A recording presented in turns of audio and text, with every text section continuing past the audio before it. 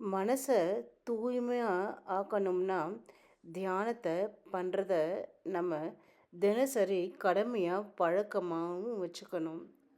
கோபம் வந்தால் மனுஷன் வேற யாருக்கும் இல்லை, முதல்ல தனக்குத்தானே தீங்க செஞ்சுக்கிறான். உடம்பும் மனசும் ரெண்டுமே கோபத்தால் கெடுறது.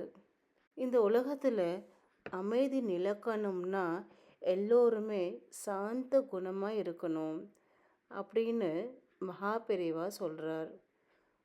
ஆசையும் தேவையும் அதிகப்படுத்திகிட்டே இருந்தால் தான் வாழ்க்கை தரம் உயருன்ற எண்ணமே மிகவும் தவறானது. ஜகத்குரு காஞ்சி காமகோட்டி ஸ்ரீ ஸ்ரீ சந்திரசேகேந்திர சரஸ்வதி சங்கராச்சாரிய சுவாமிகள் அருளிய அருள்வாக்கு. ஜெய ஜெய சங்கர ஹர ஹர சங்கர மகாபெரிவா சரணம்.